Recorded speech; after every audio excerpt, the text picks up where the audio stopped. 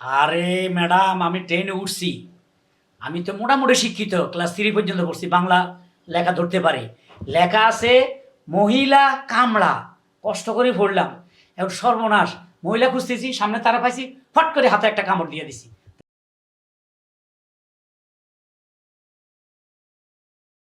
আপা, হ্যাঁ। আপনাকে অসংখ্য ধন্যবাদ। মানে দোয়া করি আপনার লাগে যে এই মামলা আমার একে জিতাই দিচ্ছে, কারণ এটা তো সচরাচর জিতার কথা না। কেমনে জিততে গেছি দেখেন, আমার জীবনে আমি কোনো কেসই হারিনি ইনশাআল্লাহ। জি জি সো আপনার কেসটা জিতে যাবে, এটা তো আমি আগেই বলেছিলাম। জি জি জি যাক, আল্লাহর কাছে দোয়া করি আপনার সুস্বাস্থ্য যেন ভালো থাকে, আর আপনার দীর্ঘায়ু কামনা করি। ভালো থাকবেন, সুস্থ থাকবেন, এই বলে আসি। আসসালামু আলাইকুম। এই থামেন, বসেন। চলে যাচ্ছেন মানে? আমার ফি কে দেবে? কিসের? কিসের ফি মানে জানেন না? এই যে আমি এত কষ্ট করে প্রমাণ জোগাড় করে মামলা লড়ে আপনাকে জিতিয়ে দিলাম, আমার একটা ফি আছে না? এই জন্য তো দোয়া দিলাম আপনাকে।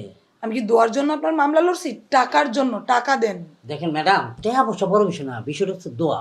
ভালো থাকবেন, দীর্ঘায়ু কামনা করি। আরে এই যে শুনুন, এই যে মিস্টার, আমার ফি। আল্লাহ ম্যাডাম, আপনি আবার আসছেন? আবার আসবো না। চতুর্দিকে উকিল ধরছি, কেউ এই মামলা হাতে নিতে রাজি না। অতএব এই মামলাটা আপনাকেই নিতে হবে। দেখেন, আপনার মামলাটা এতটাই ক্রিটিক্যাল যে আমি কাউকে বুঝাতেও পারবো না, আমি যে ইয়ে করবো সেটাও পারবো না আদালতে গিয়ে। সো আপনার মামলাটা আমি নিতে পারবো না। আর বাবা, এটা তো মার্ডার কেসের মামলা না, এর চেয়ে অনেক নিচে। আমার কথাটা আগে শুনেন, তারপর ওনার মামলা নেন। আপনার কি সমস্যা? ম্যাডাম, সমস্যাটা তো হয়েছে আমারই নিয়েই। এই যে এই লোকটা, এই দেখেন আমার হাতে কি করছে। কি হয়েছে এখানে? আরে ম্যাডাম, আর বললেন না, উনি কি পাগল নাকি আমি জানি না।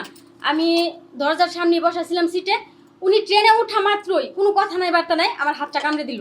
কামড়? আপনি ওনাকে কামড় দিলেন কেন? আপনাকে দেখে তো ইনোসেন্ট, খুব ভদ্র মনে হয়, আর বয়স্ক একজন মানুষ একজন মহিলাকে কামড় দিলেন কেন? কামড় না দিলে বানাটা কি আপনি দিবেন? আজব ব্যাপার, ভাড়ার সাথে কামড়ের সম্পর্ক কি? আরে ম্যাডাম, আমি ট্রেনে উঠছি। আমি তো মোটামুটি শিক্ষিত, ক্লাস 3 পর্যন্ত পড়ছি, বাংলা লেখা ধরতে পারি। লেখা আছে মহিলা কামড়া, কষ্ট করে পড়লাম। এখন সর্বনাশ, মহিলা খুঁজতেছি, সামনে তারা পাইছি, ফট করে হাতে একটা কামড় দিয়ে দিছি। তো দেখেন, আমি কিন্তু সেন্সার করে কামড় দিছি, ইচ্ছা করলে আমি অন্য জায়গায় কামড় দিতে পারতাম। আশ্চর্য ব্যাপার। আপনার কি মানে মিনিমাম কমন সেন্স তো দূরের কথা, আপনার কোনো সেন্সও নাই এখন দেখছি। মহিলা কামরা মানে হলো ওইটা যে কম্পার্টমেন্ট পর্যন্ত, হ্যাঁ, বগি বগি। বগি, হ্যাঁ বাংলাদেশে বগি।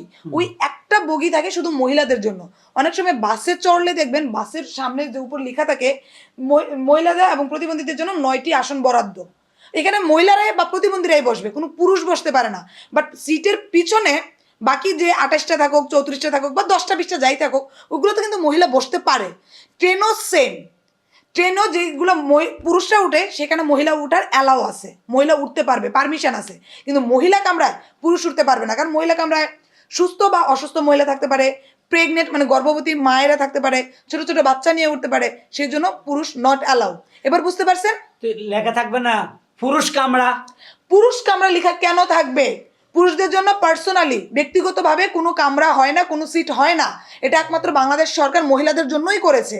সেটা আপনি এতটুকু বোঝেন না? এটা না বুঝে একটা মহিলাকে মুরগির রানীর মতো কামড় দিয়ে দিলেন। উকিলদেরকে আর কোনো কাজ নাই? আপনারা আলতু আলতু মামলা নিয়ে উকিলদের কাছে চলে আসেন। আসলে বুঝছি ম্যাডাম, আমারে ভুল হয়েছে। আমার উচিত নয় ওনার হাতে কামড় দেওয়া, আমি বুঝতে পারি নাই। তো আমি যেহেতু বুঝতে পারছি, এখন আমাকে আমার শাস্তিটা ভোগ করতে দেন। নিজের শাস্তি নিজে ভোগ করতে পারলে তো ভালো। দেন আপা, আমি আপনারা হাতে একটা কামড় দিছি, আপনি আমার হাতে একটা কামড় দেন। হ্যাঁ, এখন আপনার হাতেই আমি কামড় দেবো, দাঁড়ান।